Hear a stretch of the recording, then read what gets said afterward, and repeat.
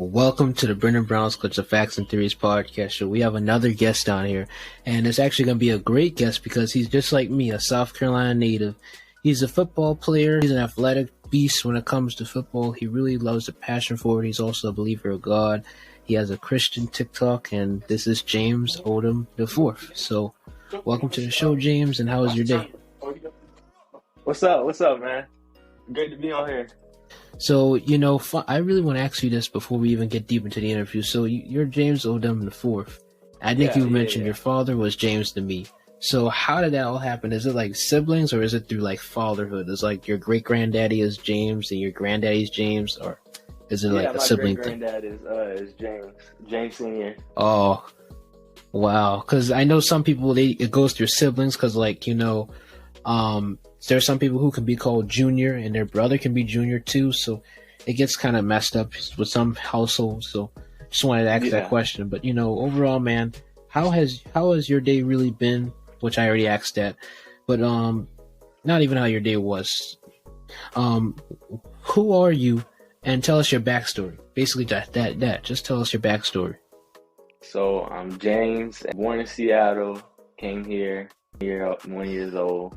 My mom, my dad, and they separated. And I've been with my dad ever since in sports and all that. That's good. And I know you have mentioned to me personally about, you and your father's relationship and how it has been going. So are you willing to, speak that on here, or do you not want to speak that? Yeah, definitely. Me and my dad. Okay, we'll speak that. It's great. He's always been there for me, always supported me, always giving me everything I've needed to complete my dreams and all that. Even though we butt heads like we did this morning, but that's gonna happen, obviously. And and I know you. Yeah, that's good, man.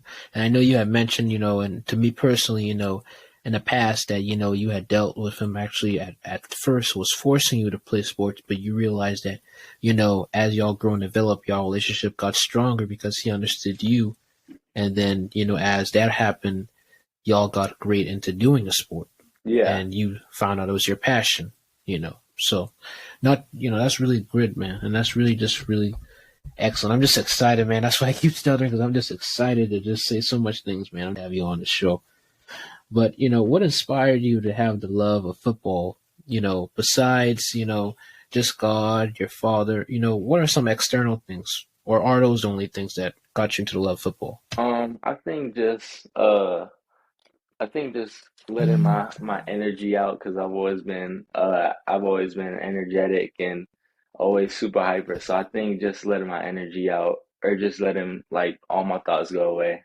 I think that's another reason why I do football. So, with football and you want to become an NFL player, are you willing to help people get closer into the sport? Are you willing to do something when you get older, maybe not older, but when you're in your peak years, not as in playing good, but in your peak years as in success? Are you willing to show other young kids, young boys and girls, because I know there's starting to be a lot of girls playing football, so are you willing to show them the love of the game and how to play the game? Are you willing to be like that motivational speaker for football? Yeah, definitely. I feel like I would do that. I feel like helping people younger than me, or even people my age, would be definitely dope to do when I get in my peak years. That's good, man.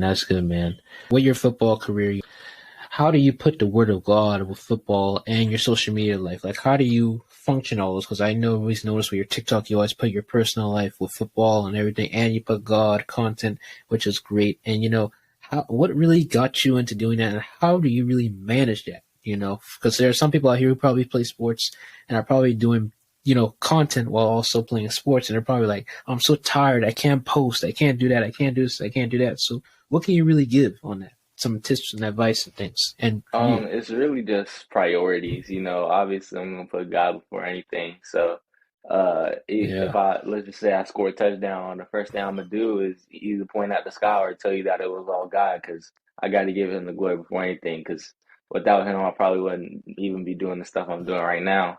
So, just having the mental capacity to do it, because some people are in different times of their life where they mentally just have to take a break from everything, social media, sports, different stuff like that. I just happen to be in the mental space right now where I can I can do all that stuff, and I know what my priorities are with sports, God, and everything else. What inspired you to do Christian content?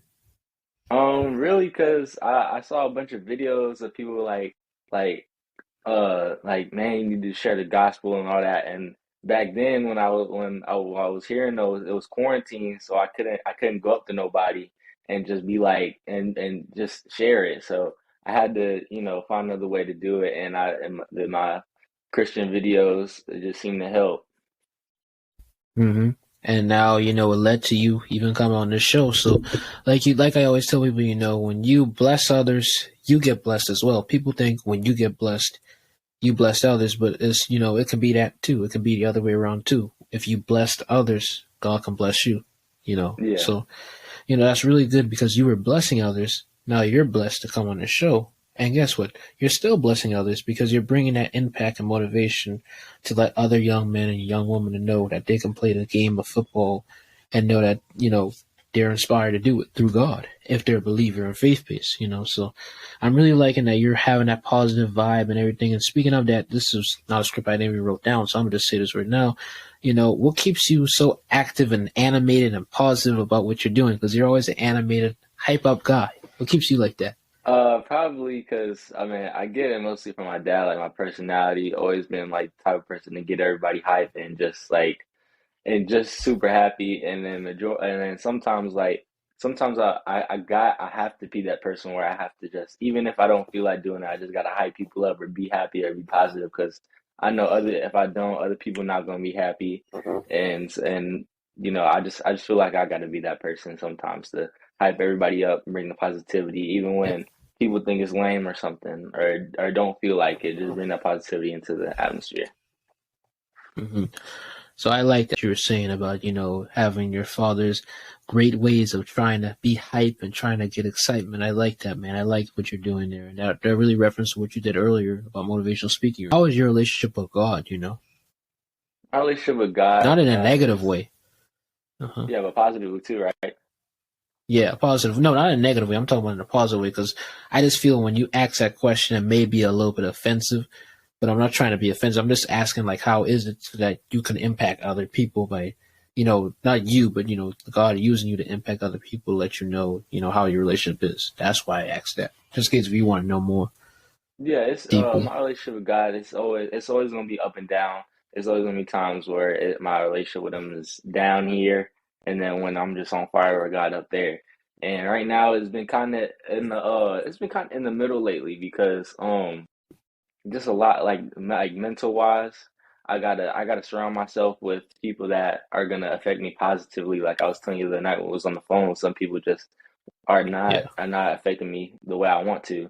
And I had to push them away. And even though sometimes they'll get sad or mad about it, I have to do what's right for me. And I feel like that's doing great. And I feel like putting more effort into reading and actually trying to understand the word. That's what I need to work on right now.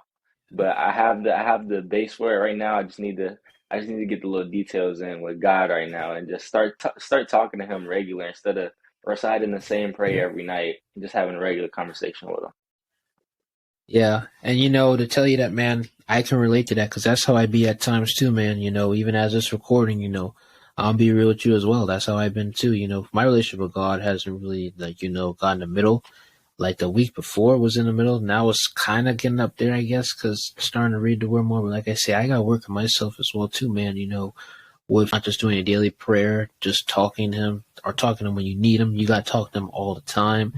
And, you got to talk to Him even when you're happy, even when you're sad, or even if you're not even happy or sad, when you're just like that, just meh. Yeah, You got to be able to just bring the vibe to God, and sometimes, we all may think this, and even for my youth audience, because this is the audience we're trying to reach here, youth, even for us, as young people, we have to realize that, God isn't going to go like how the old people think is, talking. God don't have to always talk to us. God can show us through our TV shows we watch, well, depending on what you're watching, the TV show we're watching, the movies, playing games, talking to real life people, and even things like this. Like God is showing James a sign that he's going to go places because he's getting interviewed on this show.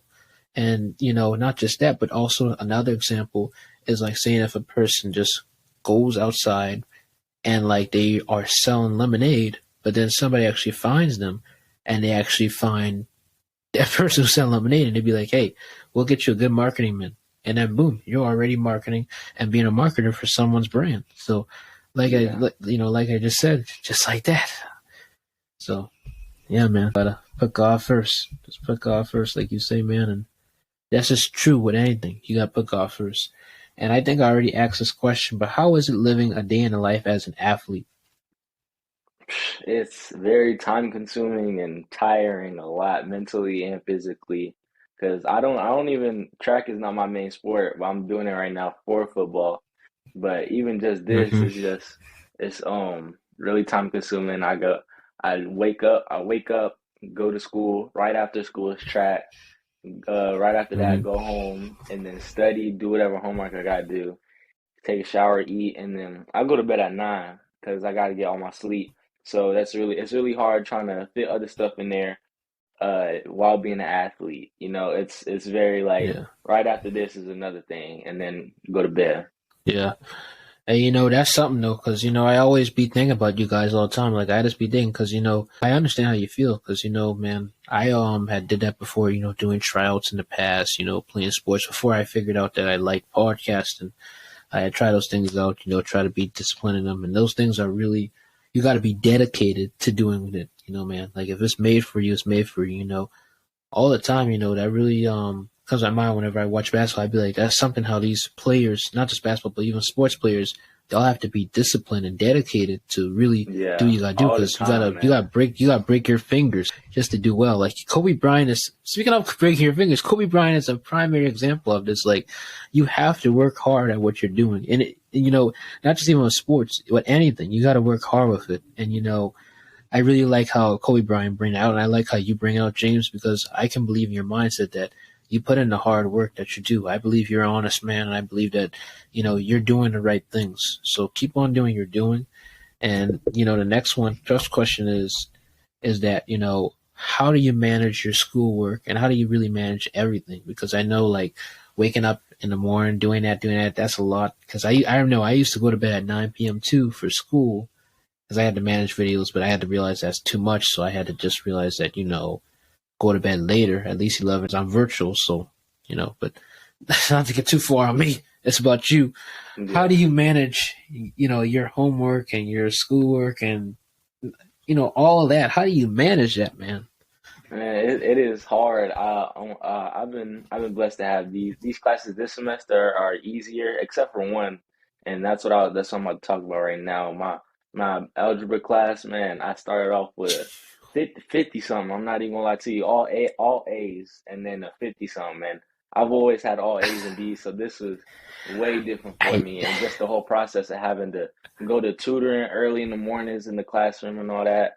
It was super tough. I got the grade up. I got the grade way higher, but I mean, it is hard when the time comes when there's a class that you just have to work on all the time consistently. Can't mm-hmm, take no breaks on. mm-hmm, It's very time consuming. And then another thing, like I said, with priorities, you gotta sometimes I have to prioritize my grades over track or something. I've had to miss a few practices just to go yeah, to tutoring after school to get that grade back right. And especially with my dad too. My dad's a big person on that. He was the one that suggested skipping track practice just to go for a tutoring, and I agree because I mean I mm-hmm. can't get any scholarships without having a good grade. Oh yeah, man. Yeah, man. That's just the truth. You can't get none. Like, you can't get none without having a good grades. But just to add on to what you were saying there, that's good. You're skipping it, to do what you gotta do. But also just to add in so you can have more info on your track. Once you start promoting on social media like you're doing, promoting videos, what you're doing, being consistent with it, you can get out there, because there's plenty of athletes out here, who are getting real good out here. And, you see LeBron, and at the time he didn't have social media, but he never even went to college, and he's already a good athlete. And there's plenty of athletes. I'm not saying for you, don't do that. If you want to go to college, go to college. But all I'm just saying is be open minded about, knowing you're open. I know you're open minded, but I'm just saying continue to be open minded and know that, this digital media can really help us. I always tell people, digital media don't just help out at what I'm doing. People just think, oh, you got to be a podcaster. You got to be dancing on TikTok. You don't got to do that. You can literally be an athlete. You can be a chef. And for example, I got an athlete around this show, guys and gals, right here, who literally can be on digital media right now and post and be able to do what he can do. So you just got to realize that you got to have that dedication to just know that you can do all things through Christ, and you can do all things once you just really know how to manage it and really be open-minded about it.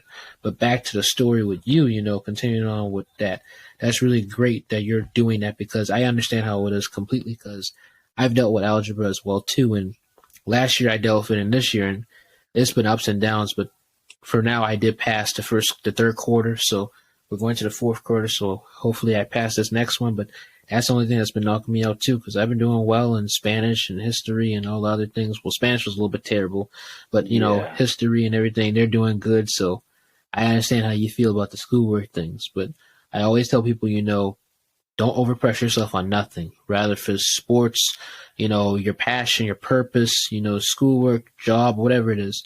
Like my teacher said, it's nothing to die for. It's good that you can do it, but don't overpressure your mental health or your capability. If you know you really, really can't get to that limit, don't do it. If you can do it, do it. But if you can't, you can't. Like, if you keep doing it, you're going to pressure yourself to the point where you just explode. It can be rather physical, mental, emotional. It goes from anything. So that's all. I just wanted to sit there being a little Mr. Motivation there, but I just wanted to tell you that, you gotta just really know how to do it. But It's so dope, man. I'm telling you, you can. I mean, I'm happy to come on another time or anything, man. This is dope. I think what you're doing is real dope, man. oh yeah, thank you, man. What do you want your legacy to be? I want my legacy. First, I want my legacy to be. I want it to be a big legacy to not just my kids, but my kids, and my kids right after that. And I want to leave a big impact, and I want my legacy to be that. I want people to remember me as my legacy as a man of God, always hype, always happy, and I want people to remember my relationship with God and how much I love them and how much trust I put into Him, especially with everything that's gone into my life, man. I want my testimony to be my legacy, and I want every. I don't know. That's a great question, but yeah, majority. I just want my relationship with God to be my legacy, and yeah, that's Uh-huh. about it. And I obviously want to leave them some money, because I mean me. I want to be in a financial place when I'm older to leave money for my kids, and then hopefully they give some to their kids too, man. That's about it. Yeah, so that's real good then, man. That's really good. But thank you for coming on this show. Thank you for everything. Thank you for giving us your info. And like I said, once again, podcast listeners, this is James Odom IV. He is a Christian influencer on TikTok and on social media. He's an athlete for football, and mainly athlete for football, and he does track somewhat, and he really enjoys just being active. So make sure you be active in your purpose, and make sure you just be active in what you're doing. So thank you for coming on the show, and God bless you. God bless you too, man. See you later.